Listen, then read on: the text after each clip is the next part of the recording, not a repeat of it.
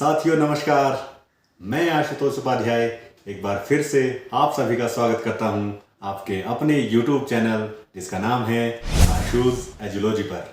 साथियों, सबसे पहले तो मैं आप सबसे माफ़ी मांगना चाहता हूं कि काफ़ी लंबे समय से आपके बीच नहीं आ पाया। इसके पीछे कुछ प्रोफेशनल तो कुछ पर्सनल रीज़न थे, लेकिन एक बार फिर से खुश होने की ज़रूरत है क्योंकि आपके बीच एक बार फिर से मैं उपस्थित हो गया हूं एक नए टॉपिक को लेकर। आपकी जानकारी, आपकी नॉलेज, आपका फाइनेंशियल मैनेजमेंट और अच्छा और बेहतर बनाने के लिए एक बार पुनः आपके बीच उपस्थित हूँ। तो चलिए आज की इस वीडियो को शुरू करते हैं और जानते हैं कि मैं आज आपके लिए क्या लेकर आया हूँ।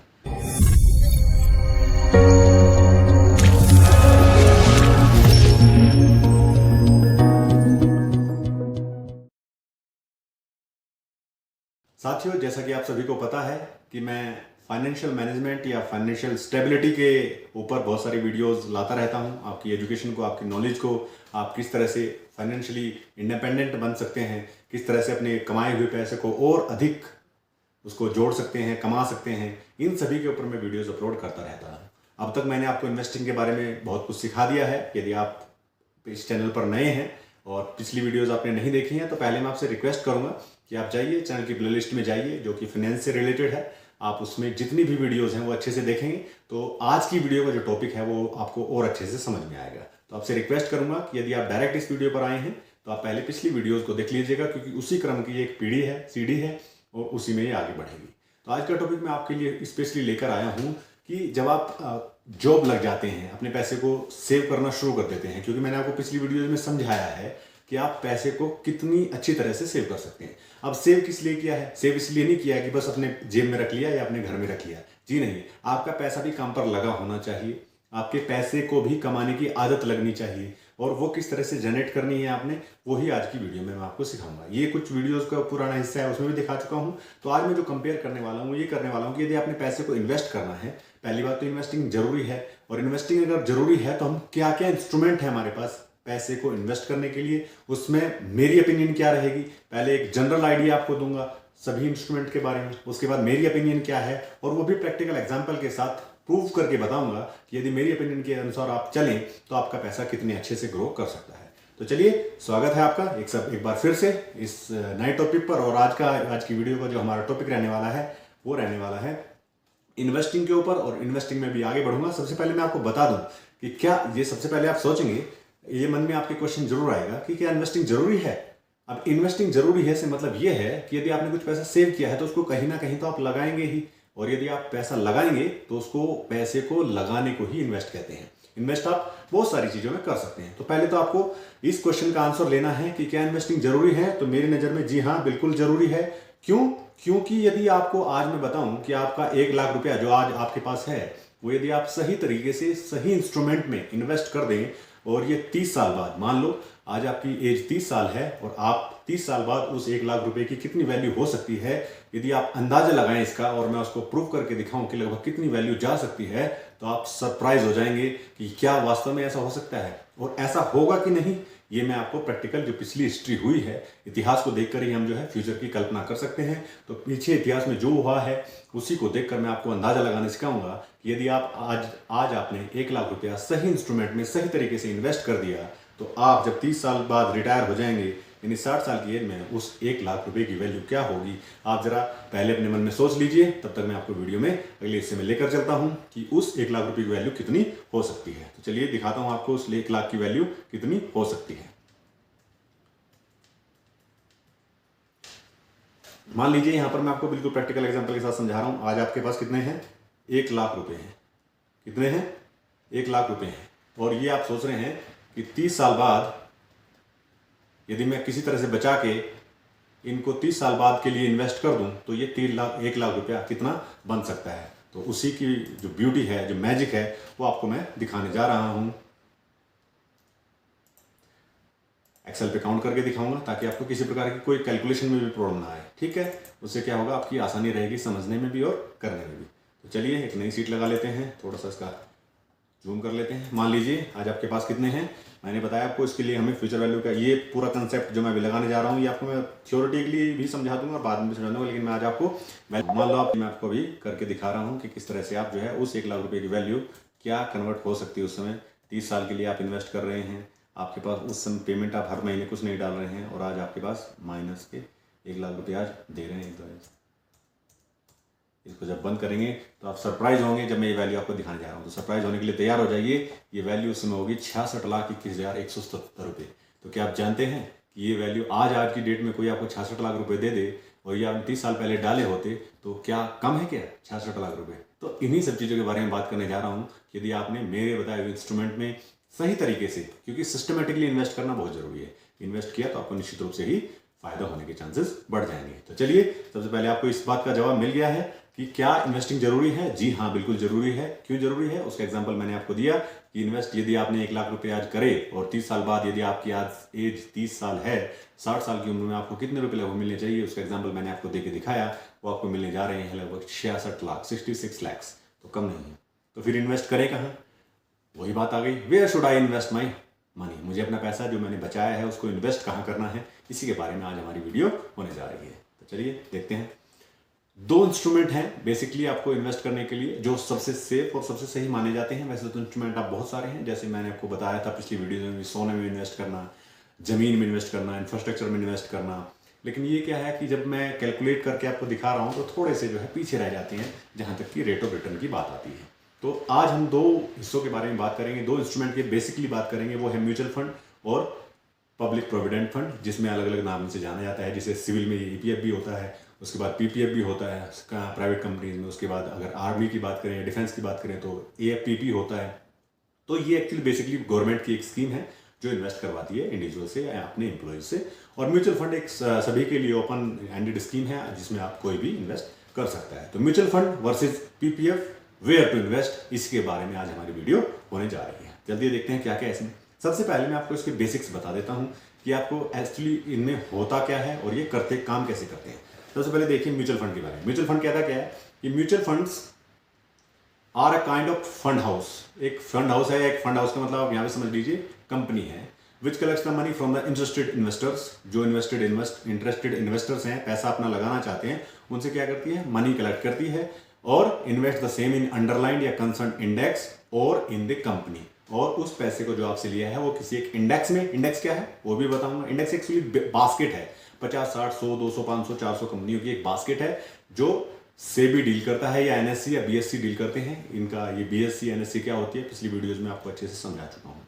तो हर एक बास्केट है। बास्केट 50 से लेकर शुरू होती है। जैसे निफ्टी 50 की बास्केट है, निफ्टी 100 है, निफ्टी 200 है, निफ्टी 500 है। तो वो सारी बास्केट्स हैं, उसी को ही हम इंडेक्स के नाम से जानते हैं। उसके बाद दूसरा है कंसर्न कंपनी। कंपनी मतलब इंडिविजुअल स्टॉक्स में निवेश करना। तो आप म्यूचुअल फंड जब आप किसी कंपनी का खरीदेंगे तो वो हो सकता है उसमें 20, 30, 50 कंपनियां, कोई ब्लू चिप कंपनियां, कोई स्मॉल कैप कंपनियां इस तरह से खरीद रखी हों। तो बेसिकली म्यूचुअल फंड से मतलब क्या हुआ कि एक कंपनी है जो आपसे पैसा कलेक्ट करेगी और आपके बताए हुए, आपने जिस कंपनी से रिलेटेड स्टॉक्स लिए हैं, मैं आप कहते हैं कि मुझे ब्लू चिप कंपनी में इन्वेस्ट करना है, तो कंपनी ब्लू चिप वाला फंड में आपने डाले हैं तो वो कंपनी क्या है, ब्लू चिप इंडेक्स में, ब्लू चिप फंड में आपका पैसा इन्वेस्ट कर देगी। वहीं जो दूसरा तरीका होगा वो अंडरलाइन इंडेक्स का मतलब क्या हुआ कि उससे रिलेटेड जो बास्केट होगी उसमें इन्वेस्ट कर देगी। दोनों में अंतर क्या है, बस इतना सा अंतर है कि यदि आपने किसी पर्टिकुलर म्यूचुअल फंड कंपनी का एक blue chip, small cap, mid cap, इस तरह के फंड्स लिए हैं तो उसमें कंपनियां जो है वो फंड मैनेजर निर्धारित करता है। जो फंड मैनेजर होगा, जो कंपनी ने फंड मैनेजर आपके पैसे को इन्वेस्ट करने के लिए बैठाया हुआ है, उसका पैसा आपके फंड जो आप इन्वेस्ट कर रहे हैं उससे कट के लग रहा है, तो उसमें उसके अनुसार फंड्स जो है ऊपर नीचे, कम ज्यादा, बाहर निकालना, लेना देना वो चलेगा। लेकिन इंडेक्स फंड में फंड मैनेजर का कोई इतना बड़ा रोल नहीं है, क्योंकि जो कंपनियां इंडेक्स में शामिल होंगी उसी में आपका पैसा इन्वेस्ट हो रहा होगा। जो कंपनी इंडेक्स से बाहर हो जाएंगी उसमें से आपका पैसा निकल के दूसरी कंपनियों में लग चुका होगा। तो इस तरह से इंडेक्स वर्सेस म्यूचुअल फंड जो बेसिक तरीका है वो इस तरह से इन्वेस्ट करने का। तो म्यूचुअल फंड, म्यूचुअल मतलब बहुत सारा, इकट्ठा, लोगों का एक जैसा। तो बहुत सारे लोग इकट्ठे होकर जब कहीं एक पैसा लगाते हैं तो उस म्यूचुअल को म्यूचुअल फंड के नाम से जाना जाता है। आगे बढ़ते हैं। पीपीएफ क्या है फिर? पीपीएफ बेसिकली क्या है, also known as public provident fund. Public provident fund इसकी फुल फॉर्म है, are a kind of company houses, एक तरह की कंपनी है, सरकारी कंपनी कह सकते हैं। वो collects the money from the interested investors या एम्प्लॉयज, जो कि सरकारी एम्प्लॉयज होते हैं, उनसे पैसा लेती है, and invest the same in government securities and bonds. Basically government का बैकअप है इस स्कीम के पीछे और रेट ऑफ रिटर्न भी उस हिसाब से कम मिल जाता है क्योंकि रिस्क थोड़ा सा कम हो जाता है। रिस्क की जब मैं बात करूंगा तो आप इसमें बहुत सारे फैक्टर्स काम करते हैं। सोचा समझा लिया हुआ रिस्क कभी रिस्क नहीं होता है, उसमें आपको गेन होने के चांस भी बहुत नहीं बढ़ जाते हैं। अगर अंधाधुंध रिस्क लिया है तो उसे आप रिस्क कह सकते हैं। तो इस प्रकार पीपीएफ भी एक पब्लिक प्रोविडेंट फंड है। मैंने बताया इसमें कई प्रकार हो सकते हैं, अलग अलग डिपार्टमेंट में अलग अलग नाम से जाना जा सकता है। जीपीएफ इसको बोल सकते हैं, पीपीएफ इसको बोल सकते हैं, ईपीएफ इसको बोल सकते हैं, डिफेंस में इसको एएफपीपी बोलते हैं। तो बेसिकली है क्या कि सरकार अपने एम्प्लॉय या प्राइवेट कंपनी अपने एम्प्लॉयज का कुछ हिस्सा जो है जरूर कर देती है कि ये आपका कटना ही कटना है फिर आपकी फ्यूचर रिक्वायरमेंट्स के लिए। तो उसमें एक निर्धारित रेट ऑफ इंटरेस्ट कर दिया जाता है और हर साल आपको मिलता जाता है और आपका पैसा ग्रो करता जाता है। तो दोनों मैंने आपको समझा दी कि म्यूचुअल फंड क्या है और पीपीएफ क्या है। अब इसमें तरीका आएगा कि हमें ये तो पता लग गया कि कहाँ इन्वेस्ट करना है, अब कैसे इन्वेस्ट करना है। कैसे इन्वेस्ट करने का तरीका तो ये, मेरे पास आज 10 लाख रुपए हैं तो हो सकता है मैं आज ही मार्केट सबसे ऊपर अप साइड में लगी हुई थी और मैंने मार्केट को पैसे दे दिए, पता लगा मार्केट धड़ाम और आपका पैसा भी झुका तो नीचे। सेम स्थिति दूसरी अपोजिट भी हो सकती है कि आपके पास पैसे ही नहीं थे और मार्केट बहुत लो पे थी, तब भी आप उसका कोई यूटिलाइज नहीं कर पाए। तो बेसिकली पैसे को इन्वेस्ट करने के इन दोनों ही इंस्ट्रूमेंट में दो तरीके हैं। पहला तरीका है एसआईपी, बहुत सुना होगा आपने, सिस्टमेटिक इन्वेस्टमेंट प्लान। इसमें क्या होता है कि एक टाइप का दूसरे को पैसा देने का एक तरीका है ये, जिसमें क्या करता है ये म्यूचुअल फंड को आप दे सकते हैं, किसी को इंडिविजुअल कंपनी को भी आप एसआईपी कर सकते हैं, गवर्नमेंट सिक्योरिटीज में भी आप एसआईपी कर सकते हैं। मतलब हर महीने रेगुलरली कुछ पैसे देने की जो स्कीम होती है उसे एसआईपी कहते हैं, सिस्टमेटिक इन्वेस्टमेंट प्लान। मतलब आज आपने कोई पैसा हर महीने देने के लिए वायदा कर लिया और हर महीने उसी निर्धारित तारीख को आपका पैसा चलता जा रहा है, तो उसे आप एसआईपी कह देंगे। डिसिप्लिन वे है, आपको चिंता करने की जरूरत नहीं है, ऑटोमेटिकली हो जाता है सभी आजकल मोबाइल इंटरनेट के जमाने में, तो आप बेसिकली अच्छे तरीके से कर पाएंगे। दूसरा तरीका है लमसम।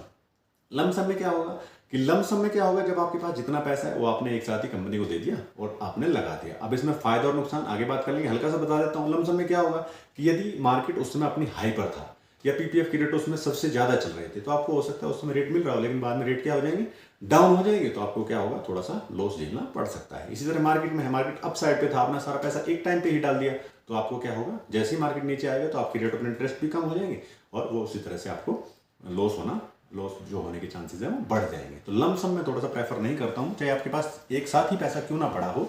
आप क्या करिए, धीरे धीरे करके मार्केट में पीपीएफ में इन्वेस्ट करते जाइए। अब वो इन पीपीएफ में कुछ ऐसी फैसिलिटीज भी हैं कि आप अलग से नहीं डाल सकते, आपका जो पैसा कट रहा है उसी के साथ आप यूज कर सकते हैं। वो कुछ खामियां हैं हर एक इंस्ट्रूमेंट की, वो मैं आगे आने वाली जो स्लाइड्स हैं उनमें बात करूंगा।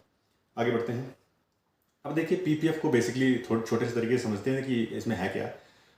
आपको सबसे पहले पता होना चाहिए कि आप जैसे गवर्नमेंट सिक्योरिटीज में इन्वेस्ट करने के लिए विलिंग हुए हैं।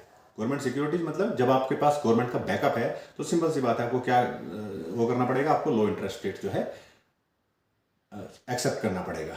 आपको वो जो रिस्क आपका कम हो रहा है तो सिंपल सी बात है, आपका रेट ऑफ इंटरेस्ट भी उतना ही कम हो जाएगा। जैसे अगर आपकी बात करें तो 7.1 के हिसाब से आपको क्या मिल रहा है, रेट ऑफ इंटरेस्ट इस समय पीपीएफ पर मिल रहा है। हो सकता है गवर्नमेंट अनाउंस कर दे, इसमें कम ज़्यादा चलता रहता है। ये 8.90 2016-17 के आसपास था और उसके बाद जो है जैसे कोविड आया कुछ घट गया, फिर ये 6.9 तक भी चला गया था। अभी गवर्नमेंट फिर इसको ऊपर की तरफ ले जा रही है, तो 7.1 7.5 तक ये जाने की उम्मीद है। उसके बाद अगर जो नॉर्मल बात करें तो 15 ईयर्स का इस लॉक इन पीरियड रहता है इसमें, तो आपको 15 साल के लिए निश्चित रूप से इसमें इन्वेस्ट करना ही पड़ेगा। हालांकि ये डिफेंस में या अलग अलग कंपनी में इसका अलग अलग रूलिंग है, लेकिन जो पीपीएफ अकाउंट है जो बैंकों में आप कोई भी इंडिविजुअल खोल सकता है, उसमें जो है 15 साल का लॉक इन पीरियड रहता है। तो ये पीपीएफ के बारे में एक बेसिक जानकारी है। अब हम बात करेंगे म्यूचुअल फंड को समझने की कि उसकी बेसिक चीजें क्या होती हैं। म्यूचुअल फंड क्या है, मैंने जैसे बताया, एक फाइनेंशियल इंस्ट्रूमेंट है जो डिफरेंट इन्वेस्टर से पैसा पूल करता है, यानी लेता है, और वो पूल मनी इन्वेस्ट करता है सिक्योरिटीज में, जैसे स्टॉक्स में हो सकता है, लिस्टेड कंपनीज में हो सकता है, गवर्नमेंट बॉन्ड्स में हो सकता है या कॉर्पोरेट बॉन्ड्स में हो सकता है, और मनी मार्केट इंस्ट्रूमेंट में भी हो सकता है। तो म्यूचुअल फंड आपसे पैसा लेकर इन सभी चीजों में पैसा लगाता है। एज एन इन्वेस्टर आपको क्या है, you don't directly own the company stock that mutual fund purchases. आप उस कंपनी के जो इंडिविजुअल स्टॉक्स जो हैं वो इंडिविजुअली खरीद नहीं रहे हैं, बल्कि ये आप क्या कर रहे हो, उस कंपनी का जो शेयर या उस कंपनी के शेयर का जो प्रॉफिट या लॉस है उसमें आपका शेयर या हिस्सेदारी बन जाती है। तो इस तरह से म्यूचुअल फंड में देने के ये तरीके होते हैं। इसीलिए इसका म्यूचुअल नाम क्यों आया कि आप उसमें हिस्सेदारी, बहुत सारे लोग इकट्ठे होकर के जब म्यूचुअल फंड को पैसा दे रहे हैं, वो किसी कंपनी में डाल रहा है तो डायरेक्टली आप उसको ऑन नहीं कर रहे हैं, डायरेक्टली आपके खाते में वो जो स्टॉक्स है वो कंपनी है वो नहीं है, लेकिन उसके जो प्रॉफिट या लॉस में आपकी हिस्सेदारी बन जाती है क्योंकि म्यूचुअल फंड मैनेजर ने आपके लिए वो खरीद के रखा हुआ है। तो इस तरह से आपको ये सारी चीजें ध्यान रखनी है कि म्यूचुअल फंड काम कैसे करता है। उसके बाद एसआईपी को थोड़ी सी नजर मार लेते हैं, होता क्या है। एसआईपी बेसिकली बात करें तो एक पानी की बूंद की तरह है। जितना ज़्यादा आप जो है इसको कलेक्ट करेंगे उतना बड़ा आप पूल क्रिएट कर सकते हैं। जितनी पानी की बूंदें आप इकट्ठी करते जाएंगे उतना बड़ा आपका पूल होता जाएगा। सेम पैसे के मामले में है, एसआईपी जितनी ज़्यादा करते जाएंगे, एसआईपी के अमाउंट को जितना बढ़ाते जाएंगे या जितना धीरे धीरे धीरे करके आप इसमें इन्वेस्ट करते जाएंगे, आपका पूल या फाइनेंशियल जो गोल है वो जल्दी अचीव होने के चांस हो जाएंगे। ये एक डिसिप्लिन वे है इन्वेस्टिंग का फंड्स में, और उसमें जितने ज़्यादा आप डिसिप्लिन बनेंगे उतना ही ज़्यादा ही अच्छे से काम करता है। उसके बाद पावर ऑफ कंपाउंडिंग इसमें काम करता है, जो पीपल हैं इन्वेस्टिंग करते हैं एसआईपी के थ्रू, वो पावर ऑफ कंपाउंडिंग जानते हैं। और अगले वाली स्लाइड में आपको दिखाऊंगा कि पावर ऑफ कंपाउंडिंग होता क्या है, तो आपने बेसिकली इस बात का भी ध्यान रखना है।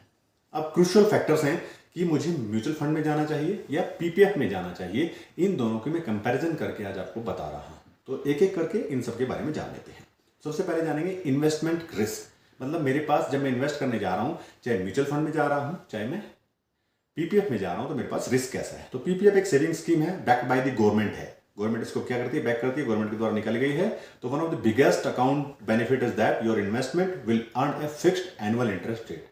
जो आपका अमाउंट होगा, जितना भी आपने इन्वेस्ट किया होगा, उसमें एक फिक्स्ड एनुअल इंटरेस्ट जो है आपको मिलता रहेगा। और central government sets the PPF interest rate every year. ये सेंट्रल गवर्नमेंट के हाथ में है कि वो पीपीएफ पर हर एक साल ब्याज का जो है जो घोषणा वो करती है कि कितना रेट ऑफ इंटरेस्ट आपका रहने वाला है।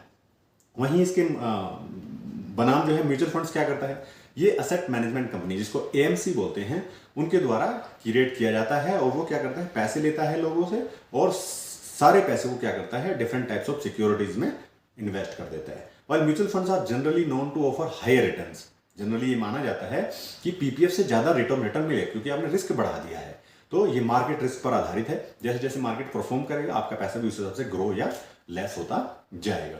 तो रिटर्न्स आर नॉट फिक्स्ड हैं, वो फिक्स नहीं कहे जा सकते, लिखकर तो कोई नहीं दे जा सकता, लेकिन पीछे जो हमने हिस्ट्री में देखा और उसके पीछे जो साइंस काम कर रही है, जो सिस्टम काम कर रहा है, यदि आपने उसको समझ लिया तो आप निश्चित रूप से एक्सपेक्ट करते हैं good rate of return in against of PPF. PPF से तो बहुत ही अच्छा रेट ऑफ रिटर्न आप इसमें पा सकते हैं, वो भी विदाउट रिस्क। लेकिन उसके पीछे मैंने बताया आपको क्या कैलकुलेशन काम करेगी, वो आने वाली स्लाइड में आपको बताऊंगा। फिर है रिटर्न पोटेंशियल्स, किसमें कितना दम है, कौन कितने अच्छे से रिटर्न दे सकता है। तो एनुअल इंटरेस्ट रेट और PPF account can earn generally around 8%। अगर आप लॉन्ग टर्म में देखेंगे, कभी 7 रहेगा, कभी 6 रहेगा, कभी 9 भी रहेगा, तो उस तरह से आपको एनुअल इंटरेस्ट रेट जो लॉन्ग टर्म में है, 15 साल का जब पीरियड आप मानकर चल रहे हैं, तो आपको लगभग 8% का रेट ऑफ इंटरेस्ट क्या मिलेगा, रेट ऑफ इंटरेस्ट आप ले पाएंगे। रिटर्न आर फिक्स्ड है and you are sure to earn the applicable interest every year without any risk. ये जितने आपने गवर्नमेंट ऑफ इंडिया ने अनाउंस कर दिया वो फिक्स हो गए हैं और उतने उस साल का आपको उतना इंटरेस्ट मिलेगा ही मिलेगा। इसके बनाम जब म्यूचुअल फंड में आते हैं तो ये बहुत सारी डिफरेंट टाइप्स के होते हैं और रिटर्न भी उसी प्रकार से वेरी करता है। जैसा फंड होगा ऐसा ही रिटर्न देखने को मिल सकता है। 40-50 के फंड भी आप देख पाएंगे और 4-5 के फंड भी आप देख पाएंगे। बेसिकली हम कहाँ जाएंगे वो हम अगली वाली स्लाइडों में बात करेंगे।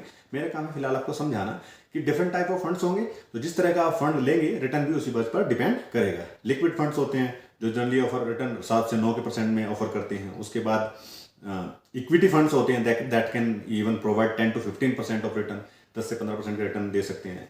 उसके बाद इनकी कोई गारंटी नहीं है, लिखकर तो कोई नहीं दे सकता। जिससे गवर्नमेंट ऑफ इंडिया ने अनाउंस कर दिया कि 20 साल पीपीएफ पर इतना ब्याज मिलेगा, वो फिक्स हो गया है।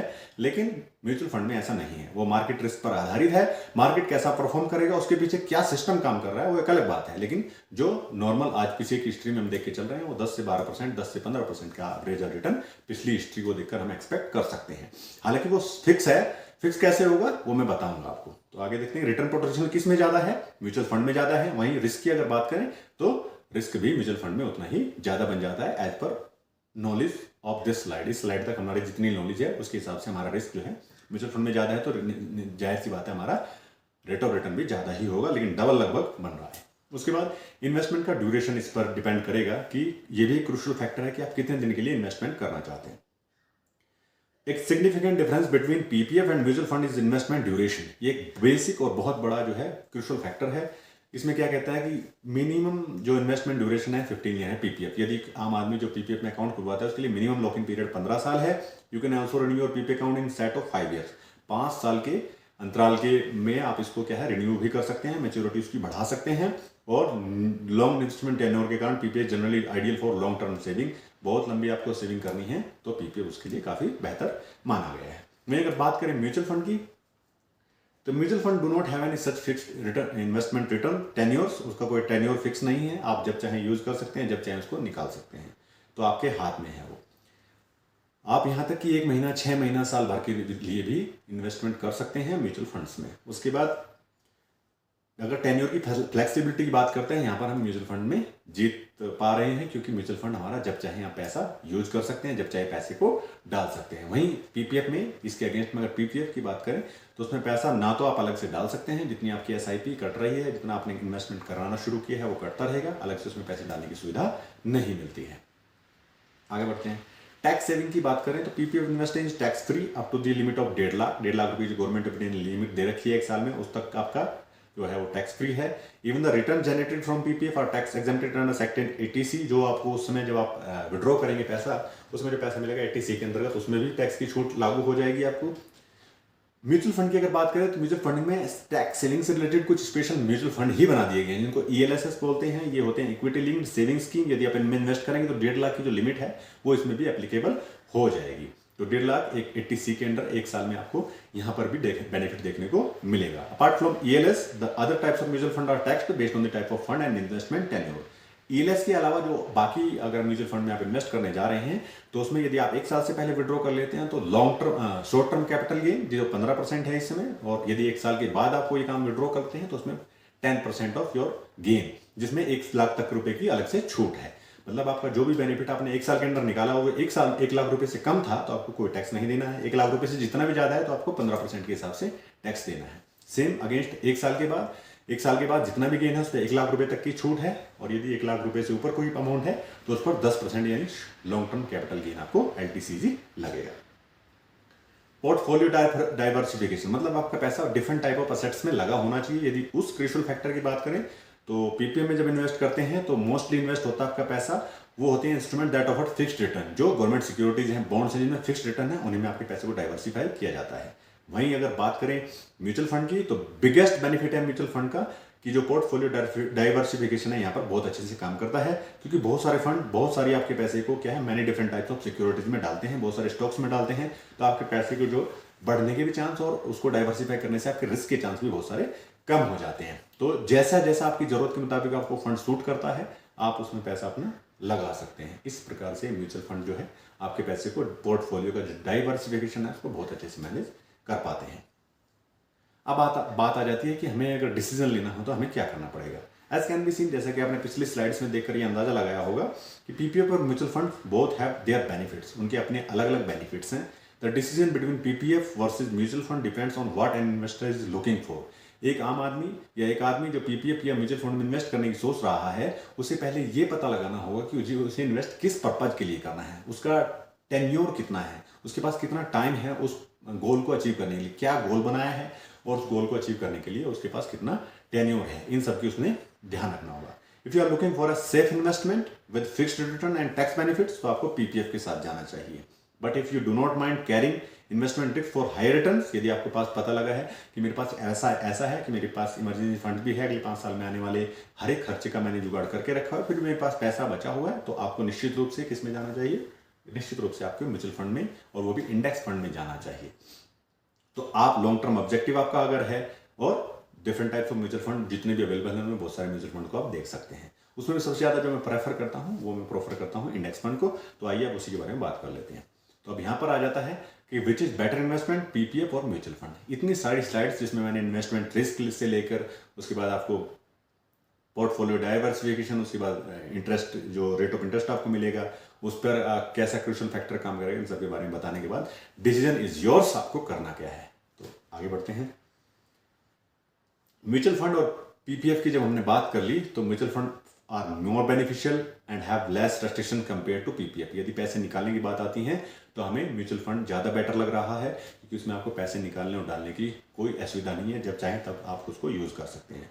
पीपीएफ और मे नॉट कंटिन्यू फ्यूचर, लेकिन जो मार्केट है वो कभी भी बंद होने वाले नहीं है। जब से मार्केट खड़े हुए हैं वो सिर्फ और सिर्फ ऊपर की ओर जाते हैं। हमारे गुरुजी, उनका वैसे भी एक फेवरेट डायलॉग है, वो बोलते हैं कि आदमी हो या मार्केट, जाना तो एक दिन ऊपर ही है। तो आप कभी भी अपने आप को पीछे मुड़कर देखिए, कहीं भी आप देखेंगे तो हमेशा आपको मार्केट की जो चाल है वो ऊपर की तरफ ही दिखाई देगी।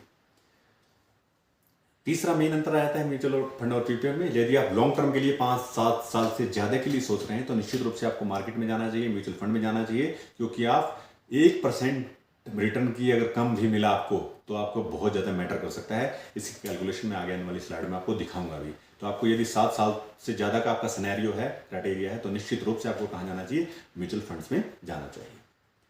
कंपैरिजन कर लेते हैं। कंपैरिजन टेबल हल्की सी मैंने आपको बनाई है। सबसे पहले देख लेते हैं रेट इन फ्लक्चुएट होता है म्यूचुअल फंड में। In long term you might expect consider it 15%।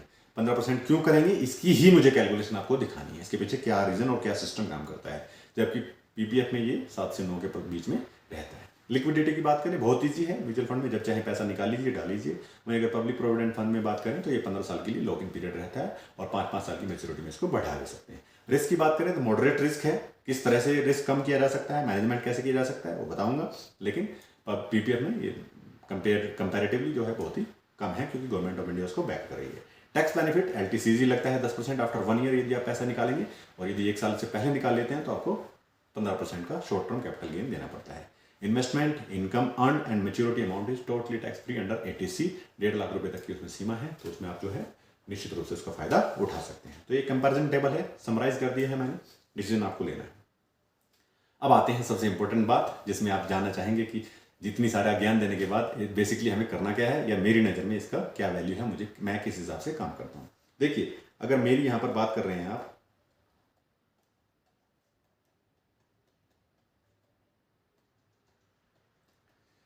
तो मैं निश्चित रूप से, जैसे कि मैंने खुद भी इन्वेस्टमेंट किया हुआ है, पीपीएफ एक सेफ इंस्ट्रूमेंट है मानता हूं मैं। लेकिन जब आपको पैसा ग्रो करने की बात आ रही है तो निश्चित रूप से आपको किस में जाना चाहिए, म्यूचुअल फंड में जाना चाहिए। किस में जाना चाहिए, म्यूचुअल फंड में जाना चाहिए। अब इसके पीछे जो साइंस है, जो सिस्टम है, वो मैं आपको बता देता हूं। जैसे मैंने आपको बताया कि रेट ऑफ रिटर्न आप क्या एक्सपेक्ट कर सकते हैं, वो 15% का मैंने अब रेट ऑफ रिटर्न कितना बताया, 15% का आप क्या कर सकते हैं, एक्सपेक्ट कर सकते हैं। हालांकि लिख के मैं भी नहीं दे सकता, कोई भी नहीं दे सकता, लेकिन इतिहास देखकर हम बात कर सकते हैं कि किस तरह से ये काम कर सकता है। तो सबसे पहले तो मैं आपको दिखा देता हूं कि ये 15% का रिटर्न काम कैसे करता है। फिर हिस्ट्री में जाकर मैं आपको बताऊंगा कि कैसे कैसे काम किया है। देखिए, जब कोई भी मार्केट एक देश चलाता है और देश की इकोनॉमी पर वो बेसिकली डिपेंड होता है। जैसा देश की इकोनॉमी परफॉर्म करेगी उस हिसाब से मार्केट काम करेगा। तो सबसे पहले हम समझेंगे कि इकोनॉमी कैसे काम करती है। सबसे पहले जो फैक्टर है वो क्या है, इकोनॉमी। फिर उसकी इकोनॉमी की जो ग्रोथ है वो किस हिसाब से हो रही है, आप कैसे हो, और उसके बाद आपका नेशन कैसा है, डेवलपिंग है या डेवलप्ड है ऑलरेडी। इन सब चीजों पे ये सारे फैक्टर्स जो हैं काम करेंगे और उसी के बारे में बात करने जा रहा हूं। सबसे पहले तो इकोनॉमी देख लीजिए। यदि आप इंडिया की बात कर रहे हैं आज की डेट में, तो इंडिया की इकोनॉमी क्या है, फास्टेस्ट ग्रोइंग इकोनॉमी है। इंडिया की जो इकोनॉमी है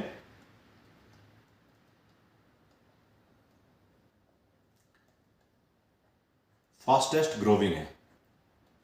आपने कोविड भी झेल लिया हमारी इकोनॉमी ने, रसिया यूक्रेन वॉर भी झेल लिया, उसके बाद जो है ईरान वाला चल रहा है, हमास चल रहा है, बहुत सारे जो वर्ल्ड की जो सिचुएशंस है बहुत ख़राब है। बावजूद इसके हमारा जो काम है, काम करने का तरीका है, हमारा जो देश की इकोनॉमी है वो बहुत ही अच्छे से काम कर रही है। तो इसमें आपको बेसिकली इस बात पर गर्व भी होना चाहिए कि हमारा देश जो है 1980 से लगभग, जब लास्ट रिसेशन की बात करें तो 1980 के बाद कभी इंडिया में रिसेशन देखा ही नहीं गया है, और आप लगातार देख रहे हैं कि इकोनॉमी जो है बहुत अच्छे से ग्रो कर रही है। उसके बाद आ जाते हैं ग्रोथ पर। ग्रोथ बेसिकली क्या है, जीडीपी है, ग्रोस डोमेस्टिक प्रोजेक्ट। तो आपकी जीडीपी किस हिसाब से ग्रोथ कर रही है, जीडीपी की ग्रोथ कैसे मानी रखती है। तो जीडीपी की आपने देखा होगा RBI, reserve bank of India, और उसके बाद बहुत सारे और सभी कंपनियां हैं जो बार बार सर्वे करती रहती हैं। वर्ल्ड बैंक ने सर्वे किया, उसके बाद एशियन डेवलपमेंट बैंक एडीबी ने सर्वे किया, आरबीआई ने अनाउंस कर दिया है, उसके बाद एसबीआई ने अनाउंस कर दिया कि हम जल्दी ही क्या हो गया 2047 तक हम क्या बनने जा रहे हैं, हम डेवलप्ड नेशन बनने जा रहे हैं, और हमारी जो सरकार है उस पर प्रतिबद्ध है, लगातार काम कर रही है। तो जो जीडीपी की ग्रोथ है, जीडीपी की ग्रोथ उस पर, और आपकी जो नेशनल, आप कैसा नेशन है आपका डेवलपिंग है, और उस पर मैंने आपको बता दिया है। तो अब हम बात कर रहे थे कि 15% जो रिटर्न हम एक्सपेक्ट कर रहे हैं वो कैसे काम कर रहे हैं। तो देखिए, जो हमारा देश है वो एक डेवलपिंग नेशन है, और डेवलपिंग नेशन में जो सेंट्रल बैंक होते हैं, जिसमें हम आरबीआई की अगर बात करें, तो आरबीआई का बेसिक जो टारगेट है, जब भी वो इन्फ्लेशन को टारगेट करता है, यानी महंगाई दर को टारगेट करता है। जैसे जैसे महंगाई बढ़ती है तो वो क्या करता है, इंटरेस्ट रेट को अप करते जाता है, और इंटरेस्ट रेट को अप करने से क्या होगा कि लोगों के पैसे कम हो जाएंगे, क्योंकि खर्चा ज़्यादा बढ़ जाएगा, इंटरेस्ट ज़्यादा पे करना पड़ेगा। लोन लिए होंगे लोगों ने, कंपनी ने, तो इंडस्ट्री ने लोन लिया होगा, तो उनके खर्चे ज़्यादा जब वो बढ़ने लगे तो खर्चा कम करना शुरू कर देंगे, तो जो डिमांड है जो कम हो जाएगी और आपके पास महंगाई थोड़ी सी फिर कम हो जाएगी। जब महंगाई पूरी अपनी कंट्रोल में आ जाएगी, अब इसका मैं जो बात बताने चाह रहा हूँ वो ये कह रहा हूँ कि इन्फ्लेशन को टारगेट कर रहा है, इन्फ्लेशन टारगेटिंग करता है हमारा आरबीआई, और इसका जो टारगेट है वो 4 ± 2, मतलब जो इन्फ्लेशन होगी वो हर साल 4 का टारगेट है, ±2 हो सकती है, यानी 6 आप मान सकते हैं। 4 + 2 6 और 4 - 2 2। तो ज्यादातर जो है 4 से 6 के बीच में इन्फ्लेशन रहती है। महंगाई की जो दर है वो 4 से 6 के बीच में रहती है। वो बात लगे कि पिछले साल की जब कंपैरिजन करेंगे तो 8वां भी कोई है, लेकिन क्या है कि रिवर्जन टू मीन कुछ सालों बाद या कुछ समय के बाद जो रिवर्जन टू मीन है वो हो जाता है, क्योंकि इंटरेस्ट रेट इसीलिए पिछले आपने देखा होगा 7 मॉनेटरी पॉलिसी कमेटी जो है बैठ चुकी हैं लगातार। ऐसा पहली बार हुआ है कि लगातार 7 बार जो है रेट अनचेंज है। रेपो रेट का जो है रेट ऑफ रिटर्न जो है वो बिल्कुल अनचेंज रखा आरबीआई ने। क्यों? क्योंकि वो बोल रहा है कि जब तक मेरा टारगेट अचीव नहीं होगा, ये 4 मतलब अभी 5.60 शायद चल रहा है, तो 5.60 से मुझे इसको लेके 5 या 4 के बीच में लाना है। जब तक ये अचीव नहीं होगा मैं इंटरेस्ट रेट डाउन नहीं करने जा रहा हूँ। तो इंटरेस्ट डाउन नहीं होंगे तो लोगों का खर्चा उतना ही बढ़ा हुआ है, तो वो कम अपना पैसा खर्च नहीं करेंगे और डिमांड जो है उतनी रुकी रहेगी। तो महंगाई को कंट्रोल करने का एक तरीका है। तो यहाँ पर हमने देखा कि 4 से 6% का हमारे पास क्या है, इन्फ्लेशन रेट है। उसके बाद हमारी आ जाती है जीडीपी की ग्रोथ। जीडीपी की ग्रोथ में मैं आपको बता चुका हूं कि हमारा जो देश है वो 7 से 8% पर एनम की जीडीपी की ग्रोथ एक्सपेक्ट करता है, और ये अपनी तरफ से नहीं करता है। जीडीपी की ग्रोथ में हमारी जो वर्किंग पॉपुलेशन है उस पर डिपेंड करती है कि हम एक साल में अपने देश की सीमा में कितना ग्रोस डोमेस्टिक प्रोडक्ट मतलब गुड्स एंड सर्विसेज कितनी प्रोड्यूस कर पाते हैं और किस परसेंटेज से ये बढ़ रही है। तो जीडीपी की दर हमारी पिछली हिस्ट्री की बात करेंगे तो 7 से 8% की रहती है। वो बात लगे कुछ साल ऐसे भी आएंगे जब 10 के आसपास जाएगी, कुछ साल ऐसे भी आएंगे जब 4-5 रहेगी, लेकिन ऑन एन एवरेज ये 7 से 8% जो है बढ़ेगी। तो जब आप ग्रोथ की बात करेंगे, टोटल ग्रोथ की बात करेंगे, टोटल रेट ऑफ रिटर्न की बात करेंगे, तो 6% तो आपको क्या मिल गया, इन्फ्लेशन मिल गई, क्योंकि उस रेट से तो बढ़ ही रही है, महंगाई बढ़ रही है आपकी जो पैसे हैं, और 8% की आपकी क्या हो गई, जीडीपी की ग्रोथ हो गई। तो कोई भी चीज होगी जब हमारी इकोनॉमी ग्रो करेगी तो 8 + 6 14% से ग्रो कर रही होगी। ये बिल्कुल फिक्स हो गया है। फिक्स इन द सेंस कि ऑन एन एवरेज जब आप लंबा हॉरिजन लेकर चल रहे हैं, क्योंकि दोनों ही चीजें, आज महंगाई दर 6 है, हो सकता है कल 5 भी हो जाए, हो सकता है कल 4 भी हो जाए, और हो सकता है 7 भी हो जाए। उसी तरह जीडीपी की ग्रोथ आज 8 दिखा रहा हूं, 7.5 का जो अनुमान लगाया है, तो हो सकता है कल 6 हो जाए, लेकिन हो सकता है कल 10 भी हो जाए। तो जो लॉन्ग टर्म हॉरिजन है, एक साइकिल है 5 से 7 साल का, तो उसको रिवर्जन टू मीन करना ही पड़ता है। तो जब ये रिवर्जन टू मीन होगी तो आपको क्या करना पड़ेगा, बेसिकली ये 7 से 8 के बीच में रहेगी और इन्फ्लेशन जो है 5 से 6 के बीच में रहेगी। तो टोटल 14% का ये हो जाएगा। उसके बाद ये जो नॉमिनल, इसको नॉमिनल जीडीपी की ग्रोथ बोलेंगे, क्योंकि इसमें इन्फ्लेशन भी शामिल हमने कर दिया है। तो इन्फ्लेशन अगर काट देंगे तो 8% की जीडीपी से हमारी जो इकोनॉमी है वो ग्रोथ करती रहेगी। तो इसलिए मैं आपको कह रहा हूं कि जो बेसिक रेट ऑफ रिटर्न आप म्यूचुअल फंड से एक्सपेक्ट कर सकते हैं, एक अच्छा रेट ऑफ रिटर्न है, तो 15% आप एक्सपेक्ट कर सकते हैं। वहीं अगर आप म्यूचुअल फंड की बजाय अपना पैसा पीपीएफ में लगा देते हैं, मानता हूं मैं रेट ऑफ रिटर्न फिक्स है, लेकिन वहां पर आप 7 से 8% यानी लगभग आधे में रह जाएंगे। और वो आधा, मैं तो 1% की बात कर रहा हूं, आधा तो बहुत बड़ी बात होती है। यदि आप 1% भी पीछे रह गए तो आपका पैसा कितना माइनस हो सकता है, आप कितने लॉस में रह सकते हैं, क्योंकि जो आपने पैसा कमाना था यदि वो नहीं कमा पाए तो उसे भी एक प्रकार का लॉस ही कहेंगे। तो आइए आप उस कैलकुलेशन को देख लेते हैं। मुझे लगता है यह बात आपको समझ में आ गई होगी कि जब मैं म्यूचुअल फंड में बात कर रहा हूं कि वो 15% से बढ़ेगा, और उसकी गारंटी तो मैं लिख के या कोई भी लिखकर नहीं दे सकता, लेकिन उसके पीछे सिस्टम क्या है वो मैंने आपको समझा दिया है कि जीडीपी की ग्रोथ हमारी, यानी हमारे देश में जो माल बनता है, जो हम सर्विसेज प्रोवाइड कराते हैं एक साल के अंदर, वो लगभग 7 से 8% के बीच में बढ़ती है। ये world bank, Asian development, reserve bank of India, state bank of India और बहुत सारी मार्केटिंग और फाइनेंस कंपनियां हैं जो सर्वे करती हैं, और ये पिछले 10, 20, 30 सालों की बात कर रहा हूं मैं। तो आप जब उनका सर्वे उठा के पढ़ेंगे तो आपने हमेशा पाएंगे कि हम जीडीपी की ग्रोथ इंडिया की वो 7 से 8% के बीच में रहती है। तो 7 से 8% का जो ग्रो है वो आपको मिल रहा है। उसके बाद महंगाई दर 4% का टारगेट है रिजर्व बैंक ऑफ इंडिया का, लेकिन +-2 का भी वो हवाला देता है, तो 6% आप उसको एक्सपेक्ट कर सकते हैं। 8 और 6 14 हो गया। और जब कंपनियां परफॉर्म करती हैं तो ग्रोथ से आगे मार्केट निकलता है। जो देश की जीडीपी जिस तरह से काम कर रही है, उसका जो सेंटिमेंट बनेगा वो मार्केट पर बनेगा, और एक हवा जो बनता है जिसे बोलते हैं बहुत बढ़िया काम कर रहा है, बहुत बढ़िया काम कर रहा है, तो उसका 1-2% आपको वहां भी फायदा मिल जाएगा। क्योंकि सारी ब्लू चिप कंपनियां, जब आपकी जीडीपी ग्रोथ होगी, कौन ग्रो कर रहा होगा, आपकी बेसिकली वो कंपनियां ग्रो कर रही होंगी जो बेसिक कंपनियां हैं, जो सबसे बड़ी ग्रोथ में कंपनियां हैं। तो जब देश ग्रो करेगा तो सबसे पहले उन कंपनियों को ग्रो करना पड़ेगा। और यदि वो 8% के हिसाब से ग्रो करेंगे, 8% देश को जीडीपी की ग्रोथ है, तो उनको क्या मिला, तो वो 10, 12, 20% से ग्रो कर रही होंगी। तो वो फायदा आपको मार्केट में सेंटीमेंट के अनुसार भी मिलने जा रहा होगा। तो बेसिकली ये एक तरीका था कि आप रेट ऑफ रिटर्न जो 14% के आसपास किससे एक्सपेक्ट कर सकते हैं। आशा करता हूं आपको ये बात जरूर समझ में आएगी। अब हम बढ़ जाते हैं कैलकुलेशन की तरफ कि यदि आपने पैसा एक तरफ म्यूचुअल फंड में आप लगाएं और एक तरफ जो है कहां लगाएं, पीपीएफ में लगाएं, तो दोनों में क्या क्या अंतर हो सकता है। तो चलिए वो भी कैलकुलेशन आपको करके दिखा देता हूं। यदि आप कोई अमाउंट आपने मान लिया है मेरी इन सब बातों को, मेरी वीडियो देखने के बाद मुझे इन्वेस्ट करने जाना है, तो कौन से इंस्ट्रूमेंट में पैसा लगाने के बाद कहां तक वो 10 साल का होरिजन लेके चलेंगे, दोनों में कंपैरिजन, क्योंकि दोनों में बराबर का होना चाहिए। दोनों की स्थिति मैंने बता दी है, रेट ऑफ इंटरेस्ट कितना और क्यों एक्सपेक्ट किया जाए वो बता दी। अब कैलकुलेशन करके देख लेते हैं। तो यहां पे हम बात करेंगे पीपीएफ की, सेफ एंड सिक्योर। उसके बाद यहां बात करेंगे म्यूचुअल फंड की। तो मान लीजिए आप हर साल जो है 10,000 रुपये लगाते गए, 10,000 रुपये हर महीने लगाते जा रहे हैं और ये 10 साल का होरिजन रहेगा। तो कैसे कैलकुलेट करते हैं, फ्यूचर वैल्यू का यहाँ पर फॉर्मूला लगाना पड़ता है कि 10,000 रुपया हर महीने डालेंगे। तो रेट मैंने बताया 15% आपको एक्सपेक्ट करना है। क्यों एक्सपेक्ट करना है, अभी तो किस प्रकार का डाउट नहीं होना चाहिए। जीडीपी 8%, इन्फ्लेशन 6%, टोटल हो गया 14, और जो सेंटिमेंट है वो 1, 2, 3, 4% कितना भी हो सकता है। बेसिक आप 14 से 15 मान सकते हैं, वो 18, 20 मिल जाए वो आपकी किस्मत है। और हिस्ट्री दिखाऊंगा अभी आपको इंटरनेट पर चेक कर तो आपको यकीन नहीं होगा कि 30% से भी ग्रो किया है। तो 30% अगर मिल जाता तो क्या अंतर पड़ सकता था वो यहाँ पर आप देखेंगे। तो 15% मैंने रेट ऑफ रिटर्न ले लिया, रेट हो गया। उसके बाद नंबर ऑफ पीरियड, कितने साल हैं। अच्छा, ये हर महीने डाल रहे हैं तो आप इसको डिवाइड करना पड़ेगा कितने से, 12 से। 15% डिवाइडेड बाय 12, हर महीने डाल रहे हैं, 12 से डिवाइड इसलिए किया। उसके बाद नंबर ऑफ पीरियड है, मान लो 10 साल है, एक साल में 12 महीने, तो 10 × 12। उसके बाद चलेंगे हम पीएमटी, हर महीने कितना डाल रहे हैं, 10,000 रुपये आप पीपीएफ में डाल रहे थे म्यूचुअल फंड में, वो दोनों को इसको साथ में लगाएंगे माइनस, क्योंकि ये हमारी जेब से जा रहा है। उसके बाद इस ब्रैकेट को कर देंगे, प्रेजेंट वैल्यू क्या है, 0 है हमारे पास, आज कुछ नहीं है, और उसको ब्रैकेट को कर देंगे बंद। तो ये अमाउंट आपने 10,000 रुपये, देख लीजिएगा फॉर्मूला देख लीजिएगा, 10,000 रुपये हर महीने पीपीएफ में जो रेट है वो एक्चुअली कम डाल देते हैं, क्योंकि हम क्या करने जा रहे हैं, पीपीएफ का निकालने जा रहे हैं। तो 8% हम जो हायर साइड है वो लेंगे, 9% भी ले लेते हैं। तो 9% हायर साइड लिया तो ये आपके जो 10,000 रुपये हैं वो लगभग कितने बन जाएंगे, 19,35,000 रुपये आपको प्रोवाइड होंगे 10 साल बाद, यदि आपने 10,000 रुपये हर महीने म्यूचुअल फंड पीपीएफ में इन्वेस्ट किए।